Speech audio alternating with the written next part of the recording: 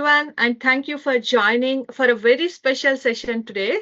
I say this special because it is really special. This is a final speaker session of the season before we take a break for summer and then come up with a whole new series.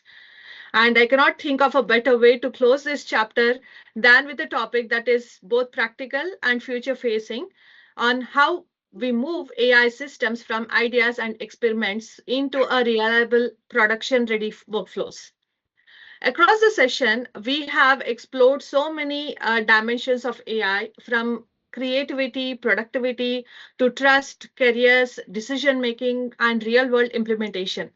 Today's session brings us into one of the most important layers behind modern AI, that is orchestration. Because building AI is not just about creating a model or prompting a tool, it's about connecting data, automating workflows, monitoring systems, retaining models, and also making sure everything runs consistently at scale. That is why I'm very excited to welcome Shrividya Hegde to lead the session on Apache Airflow for production AI workflows.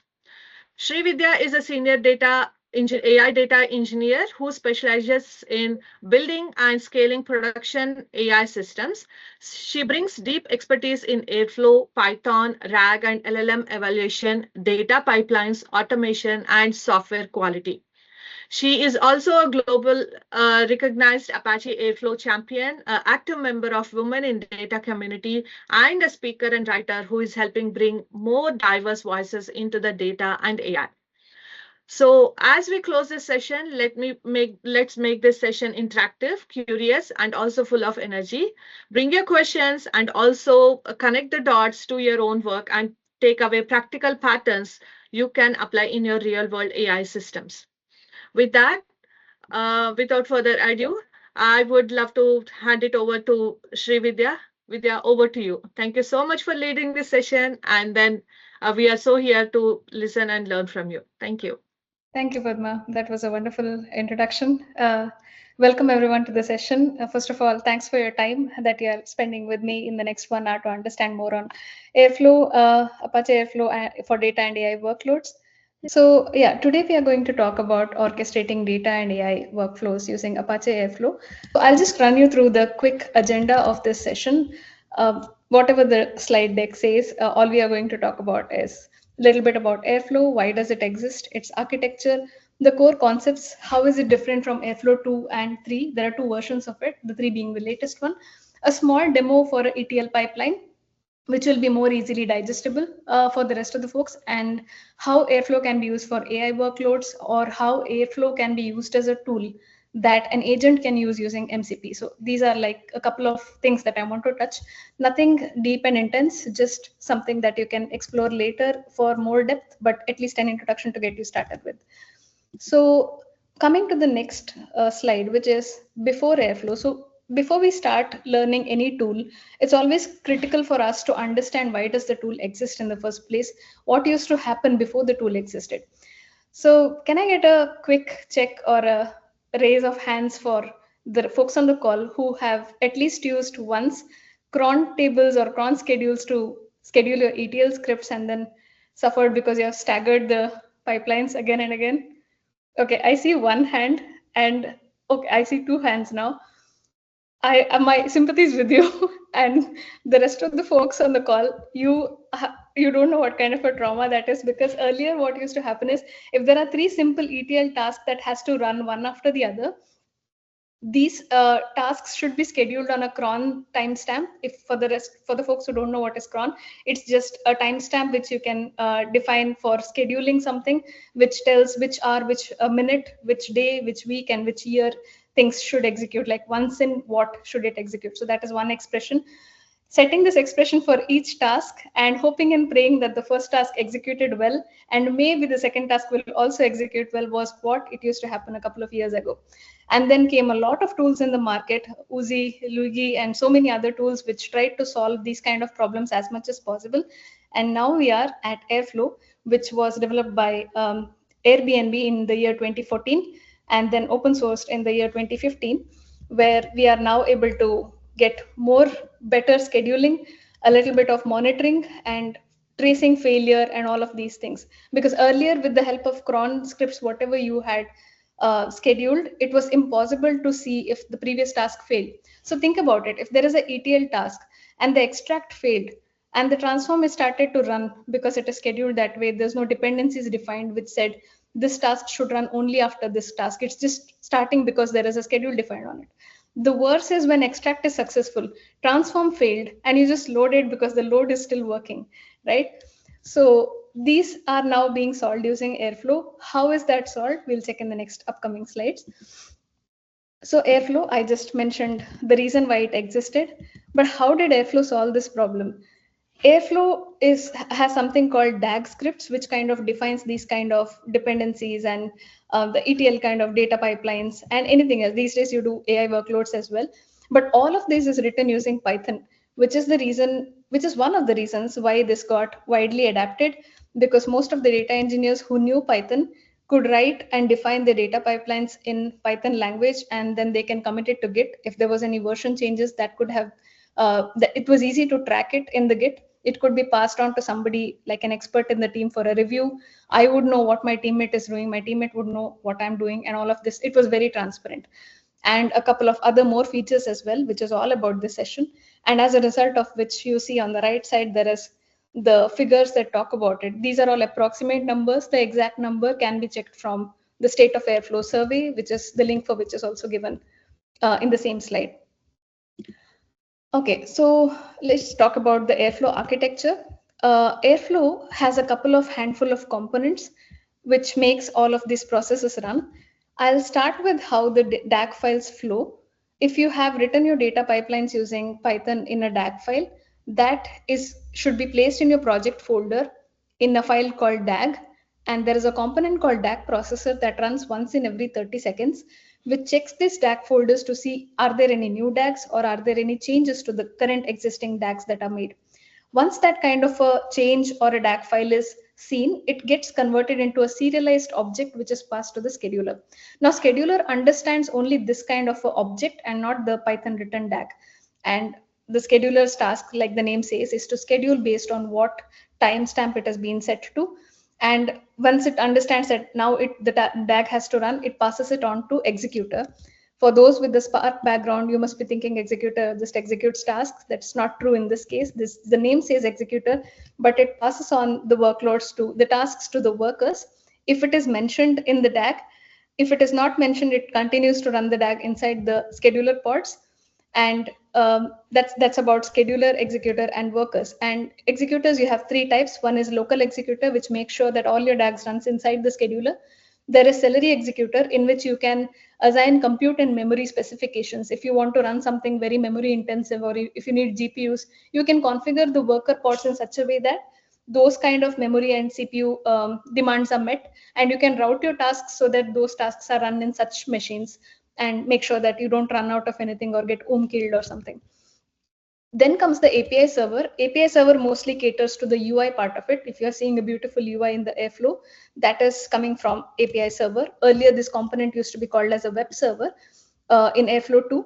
Now it has been changed to API server with a couple of other additional improvements as well, like task interface execution. I'll come to that later in the next slides. And then there is a component that you see on the screen called triggerer. So triggerer is an optional component. It usually it's not mandatorily required for you to spin up your basic local execution. But whenever there is a task that needs to, say wait for a particular file or wait for a particular event to happen, there is no need to hold up memory, CPU, and all of these resources till the event happens, right? So such kind of events get passed on to triggerer, and the worker get freed up, and then the rest of the tasks can make use of the worker capacity for that. You see the metadata DB, most of the details related to the DAG state, the DAG run, and other details that you see in the API, the UI comes from the metadata DB. These things are stateless, so all the state is stored inside the metadata DB. And even the tasks used to talk directly to DB earlier. Now there is task execution interface, which makes sure that the tasks can only talk to the API server and not directly access the metadata DB, providing isolation and security. Now coming to the core concepts. You heard a couple of times I said DAG. It's for if you have not known what a DAG is so far, it is called directed acyclic graph. It is not as complicated as the name seems. It is just the order of tasks in which you write a particular data pipeline to happen. So if you have ETL, E, T, and L with the dependencies defined saying this has to execute after this and this is a DAG. And you need tasks to write DAGs, and you need operators to write tasks. So what is meant by operator, right? So since I said that the DAG file is written using Python, the scheduler needs to understand how much of these methods are tasks, how much of these methods are helper methods or some regular methods that I need to ignore. Which one of the methods do I need to consider as a task? That is made provisioned through the operator, which means if you want to just run a Python function as part of a task, then there is something called Python operator. If you're trying to run a bash command as part of your task pipeline, then there is something called bash operator. Then there are providers like AWS, Google, which provides S3, and like there is a huge ecosystem full of all these providers. There are 350 plus hook tools and other provisions. The richness of the ecosystem is beyond words. So using all this, you will be able to write tasks. How do we write it? We can also see that in the demo, which we are showing in some time. And then comes the task flow API.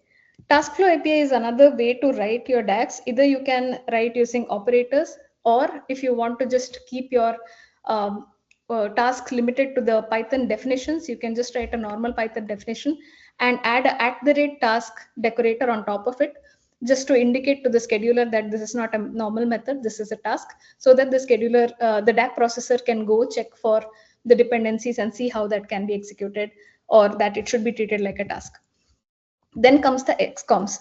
These tasks within a DAG are completely isolated and they usually don't talk to each other, but we will come across scenarios where one task has to give its output to the other task, and then the things has, like the flow has to keep continuing. In such cases, we would require something like a cross communication across these two tasks, and that's where the name comes as XCOM, which means cross communication. It is just a small space that is stored in a metadata DB. So because it is a very small space and the metadata DB capacity is very less, it is always encouraged to pass very smaller values like state or flag or path or anything like that. Don't send a data frame from one task to another. That doesn't work when it comes to passing through XComs. If you really want to pass huge data, you can have a custom XCOM backend like S3 being configured as your XCOM, so that you store it there and then pass the path to the S3 file here, and then it picks up, the next task picks it up from that place, like for whatever data you want to pass across the tasks. And then comes the dependencies. Dependencies are just telling you the order of execution of tasks. You need to define which task has to execute first, because that's how the DAG template has been defined. It follows a particular structure. You can use bit shift operators with the double greater than sign, or to show the way in which the execution has to continue, like the first task number 1 and then double greater than operator, the bit shift operator, left bit shift, right bit shift operator, and then the next task, and so on and so forth. That's one way to do it. There is other way to call the functions in such a way that the output of one function becomes the input to the other function. Even that's another way to do it. We'll see that. And task flow API is the way to do that kind of function calling method of defining the dependencies. And when you do it this way, XComs are taken care of on its own. You don't need to push and pull the XCOM variables from within the tasks. So that's more of the core concepts of, or the building blocks. And now I said that there are like two versions of Airflow. There used to be Airflow 2 and now there is Airflow 3 version. If you're trying to start working with Airflow, I would really encourage you to start with Airflow 3, because Airflow 2 has reached its end of life and there's just support for those who are using it. But it's really, really encouraged to start working on Airflow 3. And trust me, Airflow 3 is much better than whatever Airflow 2 used to provide, because there are a lot of improvisations done, and the upcoming improvisations on AI and other providers is being worked on in the 3+ versions, and the Airflow 2 version doesn't have it, which is the catch. Because if you are trying to follow the tutorials or written materials from the internet, most of them talk about Airflow 2. Those might be helpful, but might sound a little outdated. Including your Claude outputs might sometimes refer to your Airflow 2 related concepts. So please be mindful if you are trying to use Claude to learn your Airflow tutorials. Make sure that you are trying to ask it to refer to the Airflow 3 versions or 3 version updates, so that you learn the latest concept. So what latest concepts am I talking about, right? The first one is task execution interface. Task execution interface is something that is developed within the API server, so that earlier tasks used to directly talk to the metadata DB, which was a little bit of risk given the fact that the DAG status and the flags and etc. are stored in that DB. Task accessing it might give a lot of power to the tasks to alter those values and things like that. Now the fact that it can only go through the task execution interface, it makes sure that there is a isolation and security provided for these metadata values. And then comes assets and partitioning. Before I discuss about assets and partitioning, I want to mention about the trend of data aware scheduling these days, because not all the time do you need a time-based schedule for running your data pipeline. Sometimes you need to understand or how to run my data pipeline only when there is a source in the upstream coming up. For example, if there is a S3 bucket in which a file arrives and as a result of which your data pipeline should be executing. In that case, if you don't know when the file arrives, there's no point in scheduling the DAG pipeline to run every day. It's just waste of resources and time. So to skip that kind of overhead, what we do is Airflow provides this kind of asset-based scheduling where you can monitor an asset and see if that has the required file or if there is a change in the file that is already there in upstream and defined as asset. Only then the DAG trigger happens and it gets the DAG trigger executes the DAG successfully. And it went one step further to go with asset partitioning, where if there is a change in a particular slice of an asset, instead of parsing the whole asset and considering the whole asset as a trigger, it only the downstream task in the DAG only run for that slice of asset which has the timestamp or anything or a business key which acts like a partition key, so that the downstream task only run for a specific amount of data that has actually changed and not just consider the whole asset just because it is configured that way. And then comes the DAG versioning.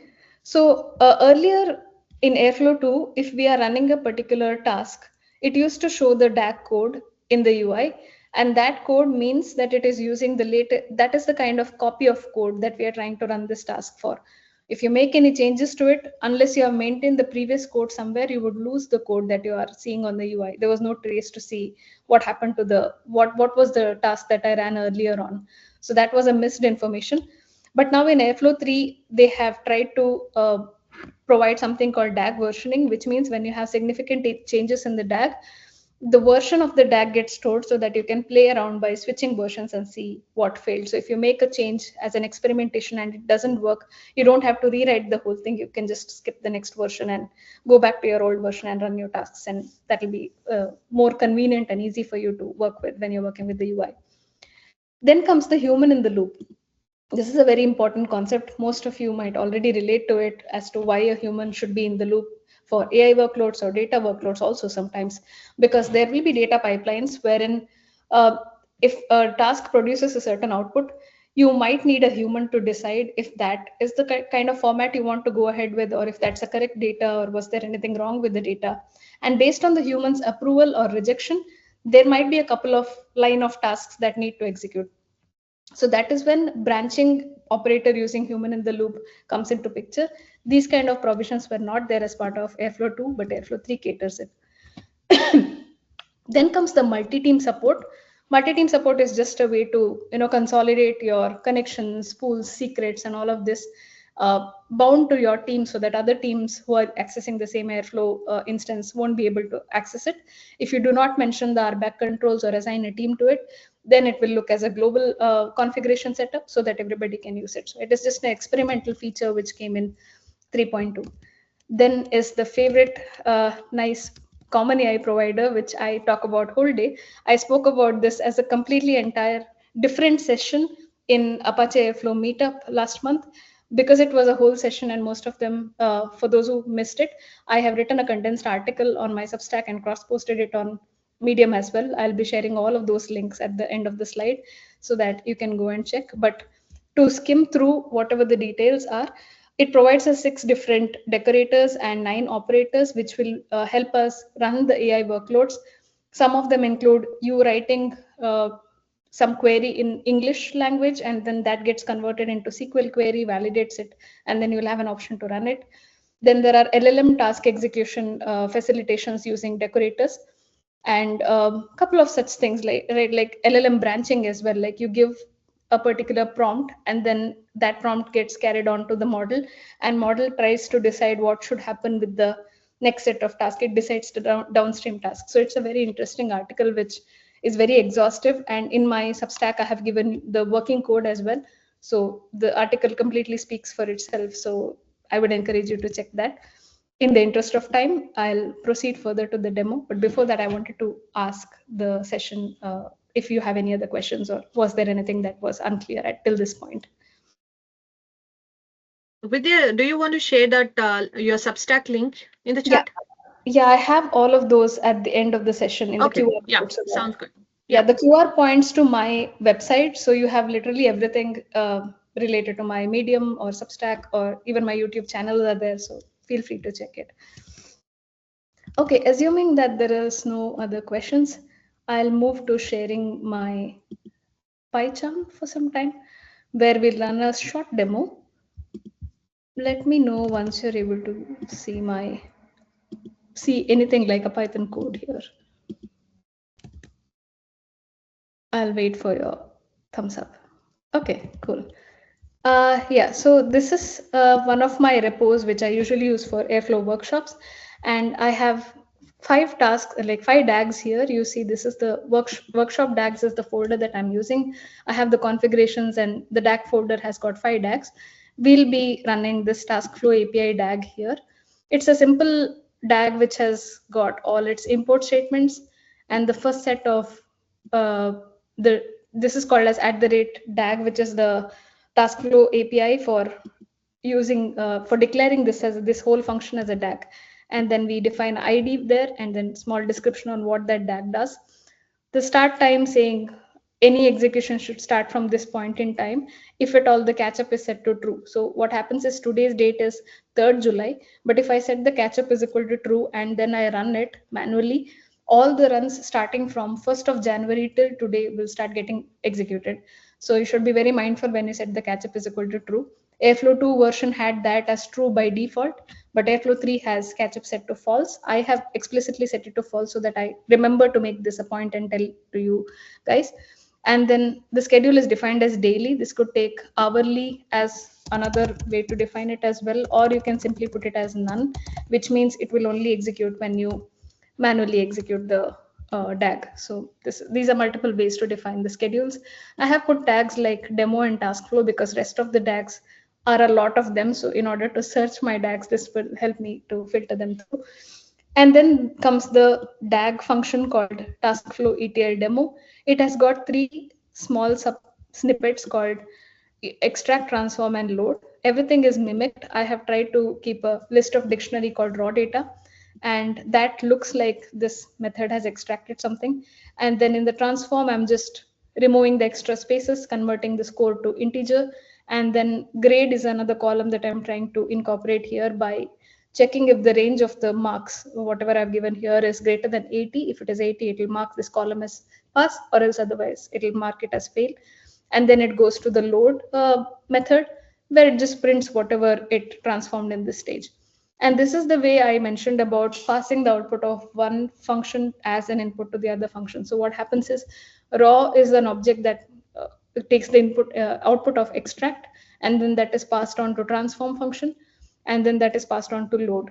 But all of this executes only when you give TaskFlow ETL demo as a function call. Now I'll run it in a Docker. I have configured the Docker Compose YAML and Docker file here. Both the files came from Apache Airflow official documentation, the official copy. So I'm not going to stress more on explaining this. There is a complete Airflow for beginner document in my Substack, so that will walk you through how to do it in a hand-holding fashion. Currently, I'll just give Docker Compose up D. I'm inside the workshop DAGs, so that should pick up this Docker Compose. So I'll start. Oh, I should have the Docker daemon running at the back end. Otherwise, none of this will work. Okay, yeah. 1 second.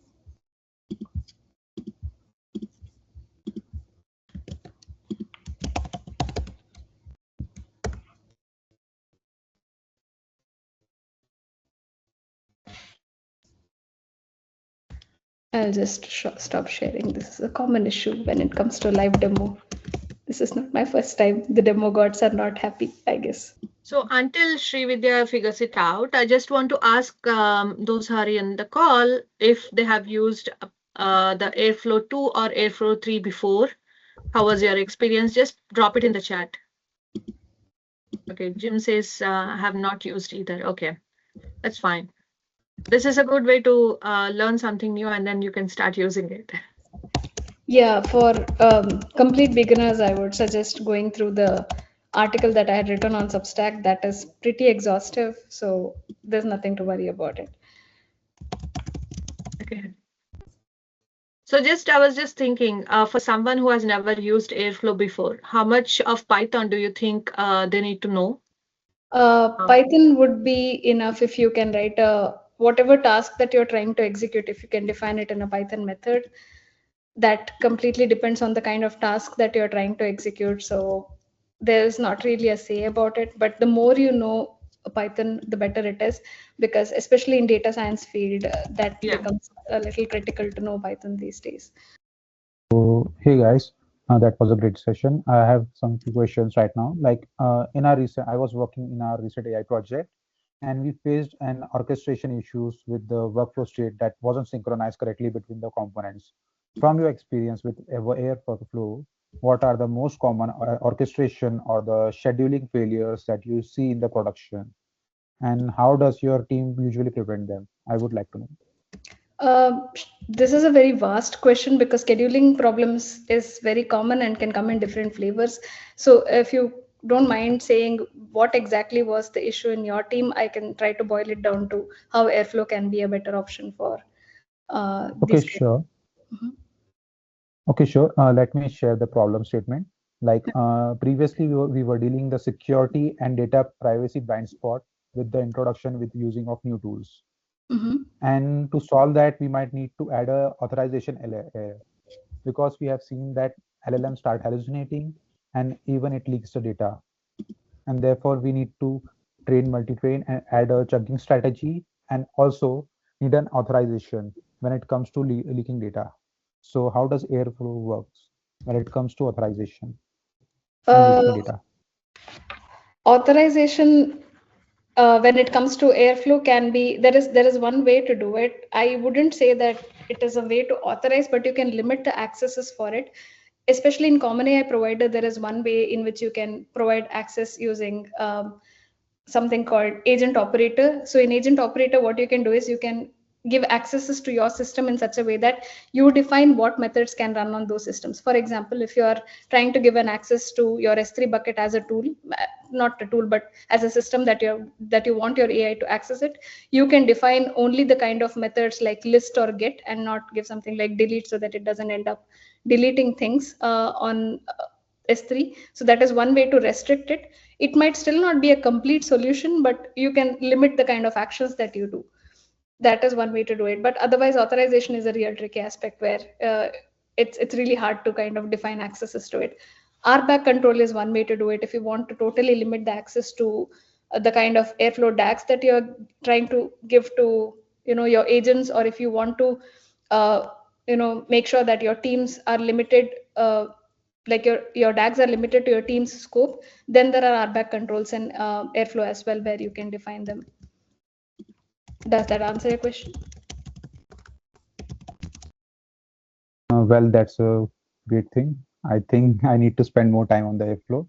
And Okay. if you don't mind, can I ask a second question? Yes, please go ahead. Yes, when it comes to large scale AI pipelines, while where individual steps might be run, like were taking around several hours, and how do you decide like what needed to be executed inside Airflow versus what should be delegated to the external computing services?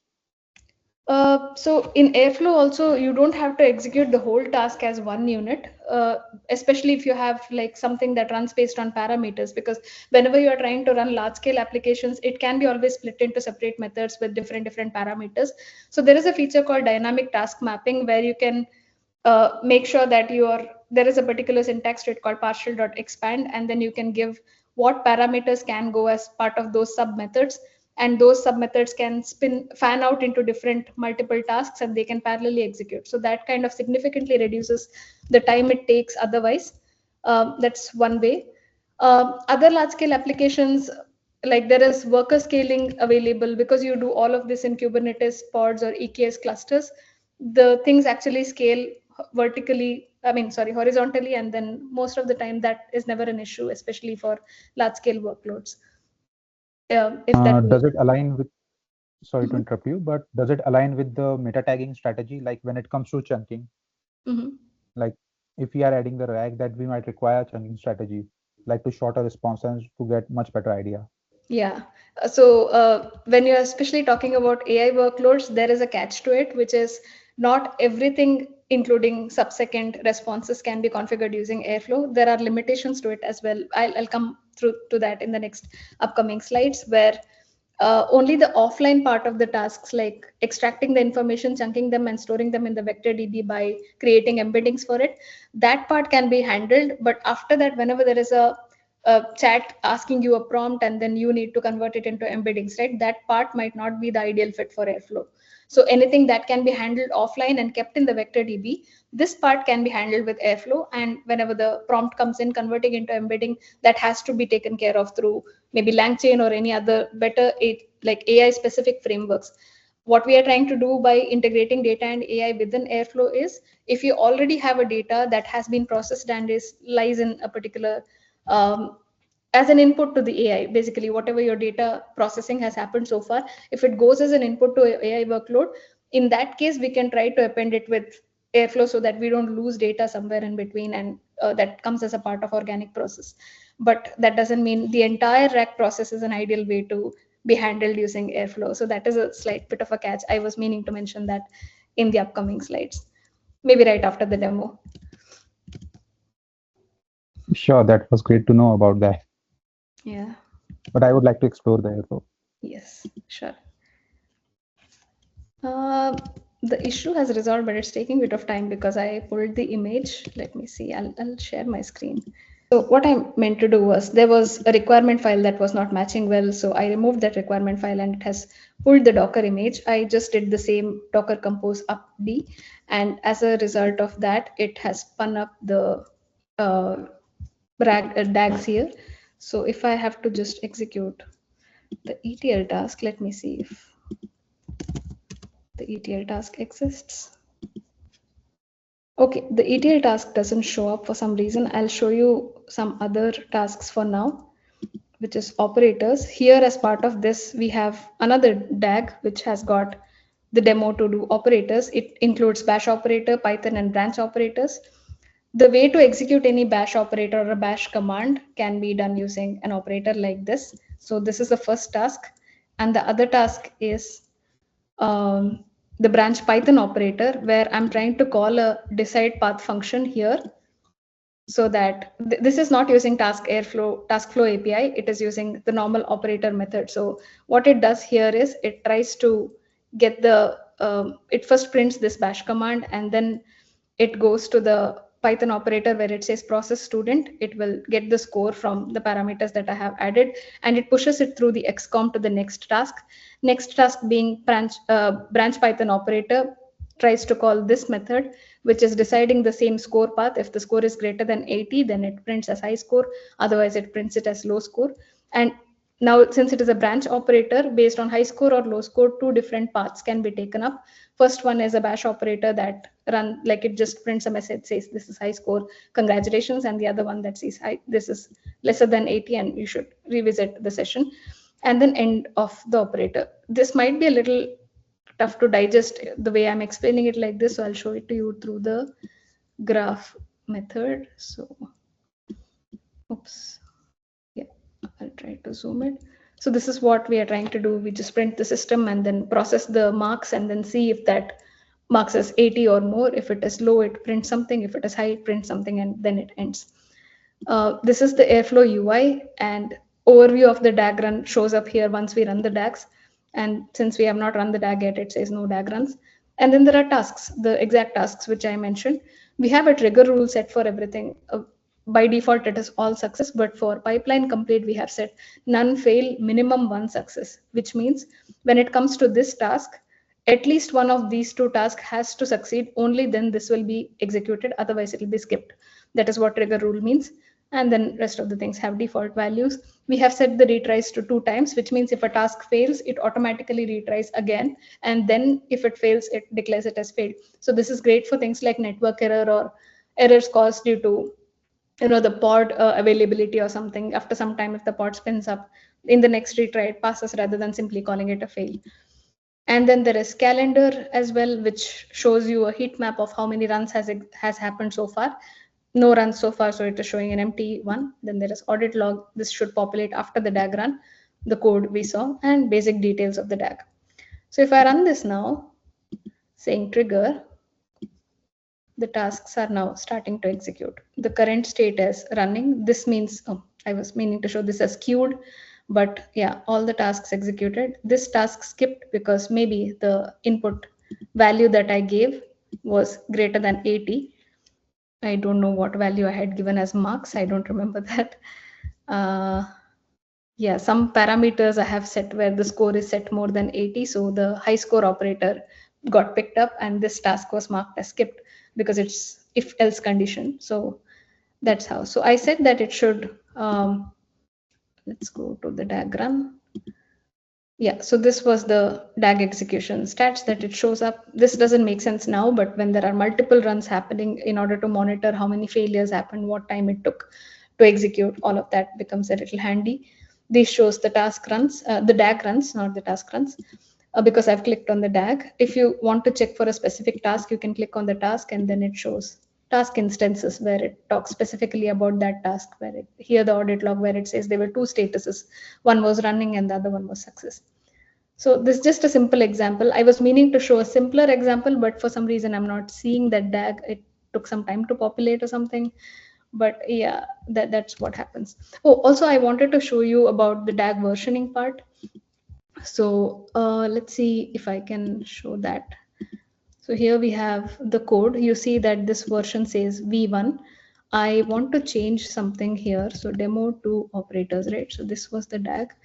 I'll just try and remove maybe the last end operator. I'll just remove this. This is a structural change.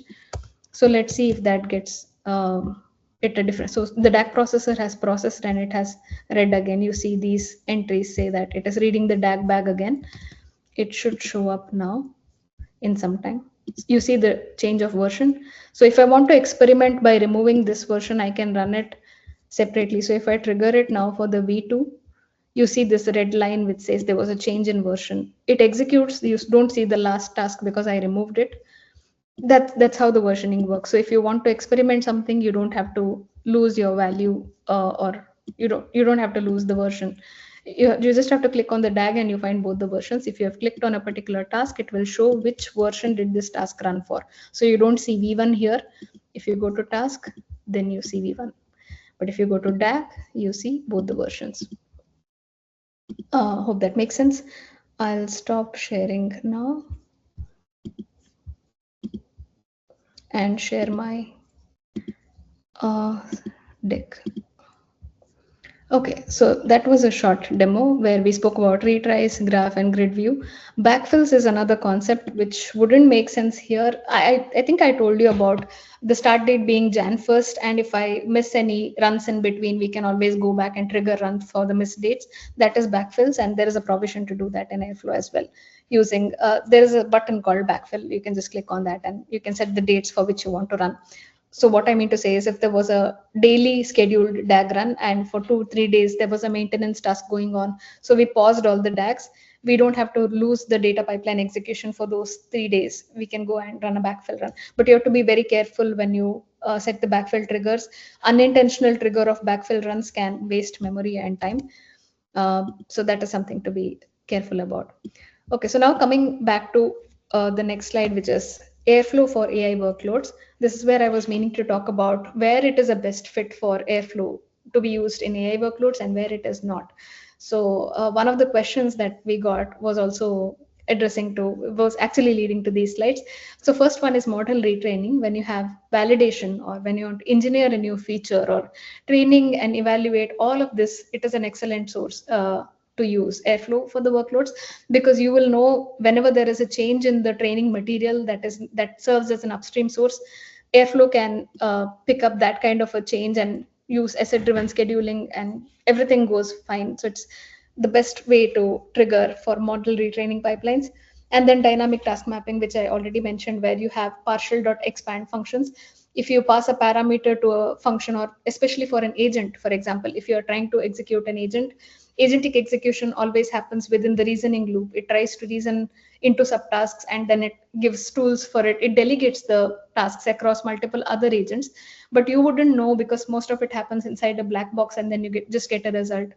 That should not be the way it happens, because if at all there is a retry in the kind of subtask that it did, you wouldn't have an idea what happened as part of the subtask execution. So if you have dynamic task mapping assigned to it, the agent execution spins up into multiple subtasks, fanning out into agent calls. And if there is any failure that happens at a task level, the retries happen at a task level, and it doesn't have to retry the whole agent loop, saving a lot of money, because LLM calls are really expensive and we don't want to retry again and again, especially if the retries are not even required.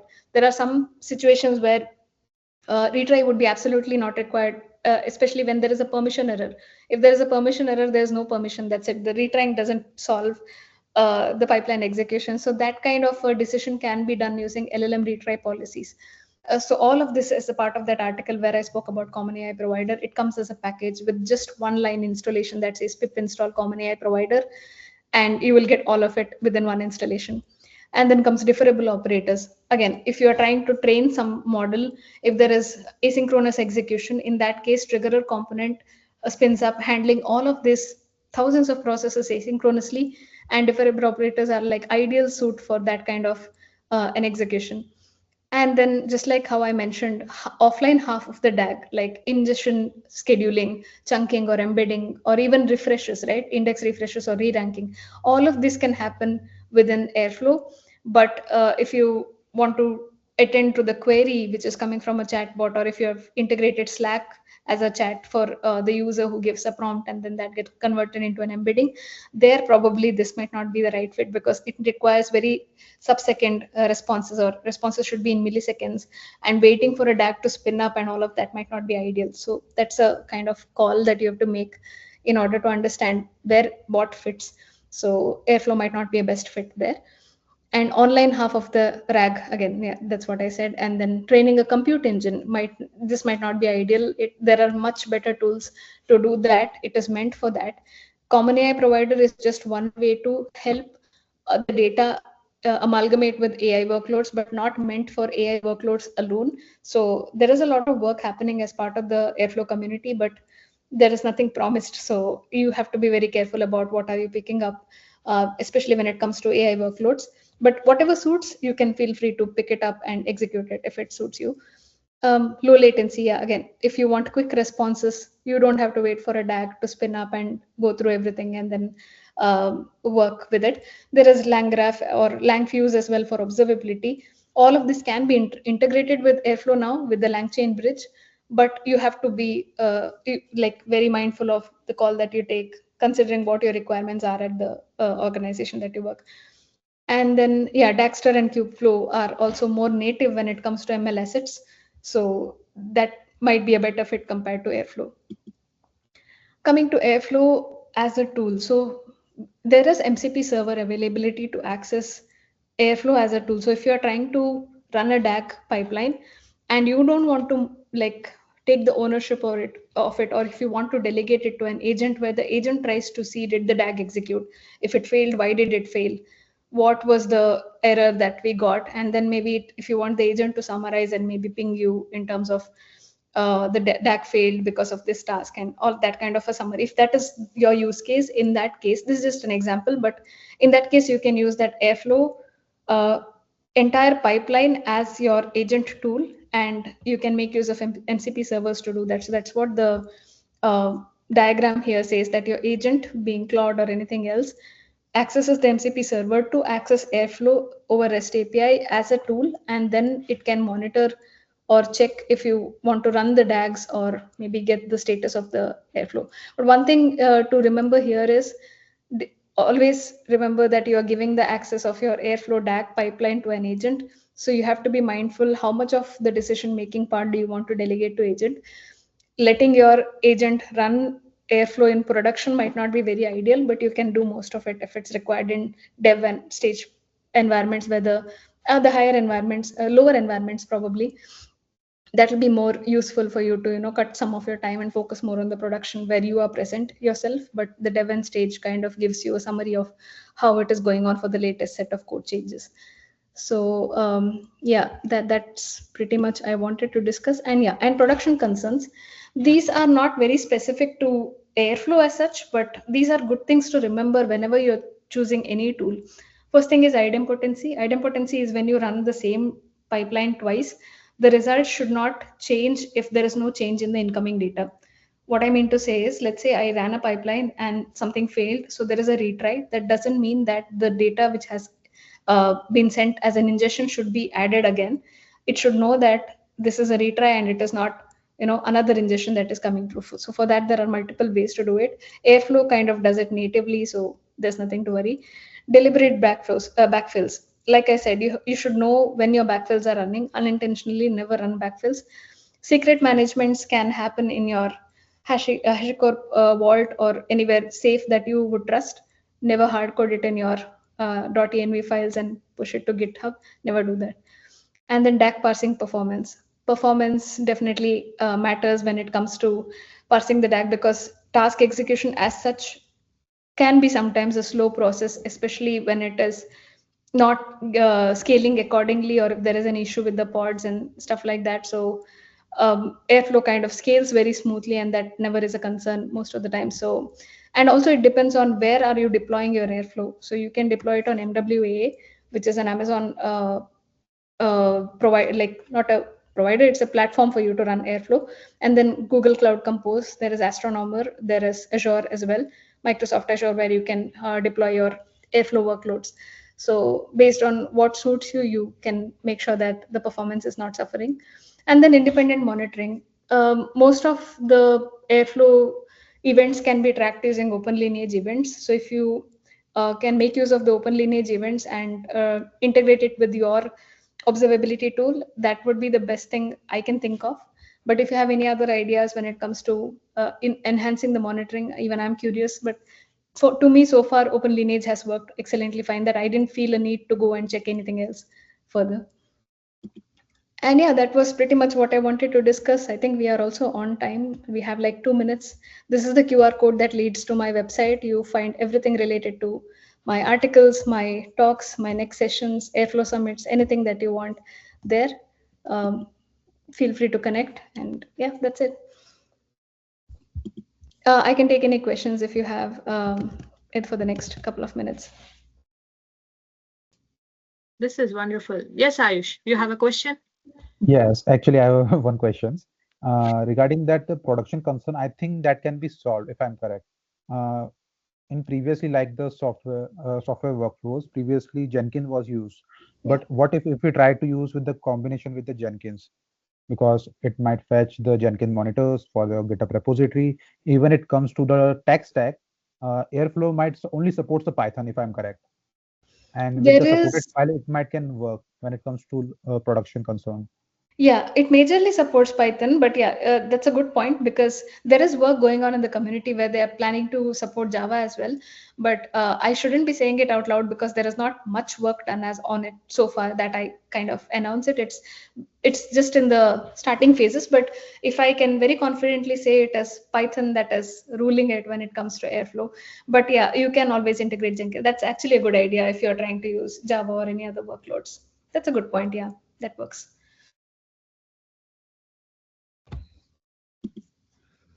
I have a question regarding the security and governance. Mm-hmm. It is, if AI agent can trigger DAGs or interact with the production pipelines through MCPs, what guardrails would you consider essential before allowing that in an enterprise environment? to be very honest, I wouldn't let that happen in the production environment in the first place. I would only consider it for like low risk environments because see what happens usually is we have multiple environments, right? I don't know up to the organizations. They could be dev stage QA and prod, or they could be dev stage and prod at minimum, right? So we always take care of these kind of DAG executions. And when there are AI workloads, which itself is a very complex task in itself, if the task fails, it takes most of your time to go manage it across environments, and then you will have to in each environment things like behave differently, so managing it might be a little difficult. So in that case, probably I would hand over the dev and stage, the low risk ones, to the agent, and then understand the summary so that I can only give my time whenever it's required. But production, I would want to be fully present. Guardrails are definitely a part of it, where you limit, like I said, RBAC is one way that I can think of, especially when it comes to Airflow as the path. There are multiple other ways to implement guardrails from at the AI models itself without involving Airflow. But when, at least when I'm trying to run AI workloads, I can limit the kind of accesses and give the least priority like principle of least privilege applied on these kind of system accesses, and make sure that there's no unnecessary accesses given.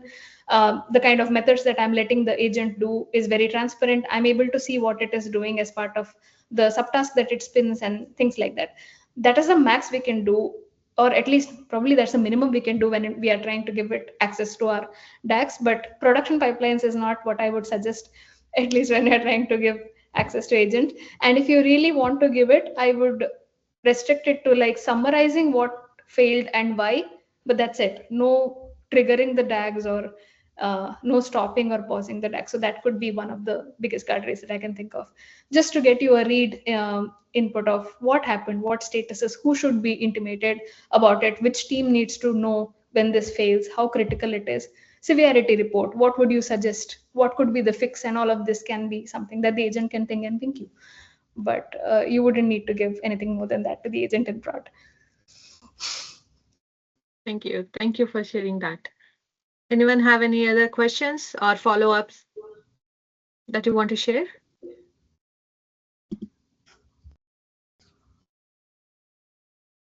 I really liked today's session. It's not just about learning Apache Airflow. It's about understanding what you really, what it really takes to build AI systems that people can trust. It was really practical one to understand.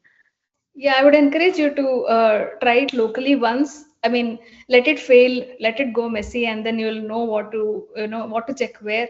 Airflow documentation is an excellent source of information if you don't want to struggle with multiple sources, because the latest information always comes from the documentation. It is only digestibly given in different articles, even if it means my articles.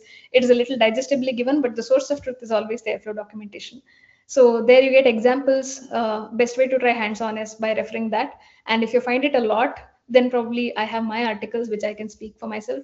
Yep. And Mark Lamberti's video tutorials are also very good if you want to just get started with. He works for Astronomer and also for Udemy, where he does most of this Airflow tutorials. Anybody wanting to clear certifications, that is like recommended best source. And I checked it back when I wanted to do certifications, and even while I was trying for Airflow Championship, I got it mostly because I benefited from those courses. So I would kind of suggest that if you're looking for any of those. But be mindful of what version is or how old the video is, because you might have to check the latest versions. It's nobody's mistake that it was done long back, and now those things might not be valid most of the time if it is Airflow 2. This was really good. Thank you so much, Vidya, for sharing. And thank you, everyone, whoever have joined today. This was really a lot of things for me to take in, and then for me to look forward to experiment on. Thank you so much for giving me some homework over this long weekend. I will definitely look into it. And thank you for sharing all your resources, and definitely look into your Substack. And yes, it's a wonderful session. Thank you so much.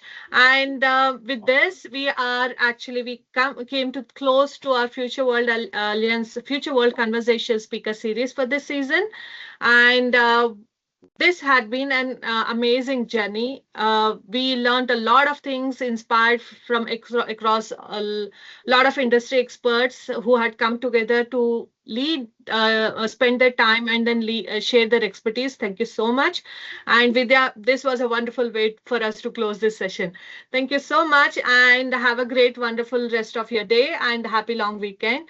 We will come back with more new initiative, and until then, keep watching the space for more details.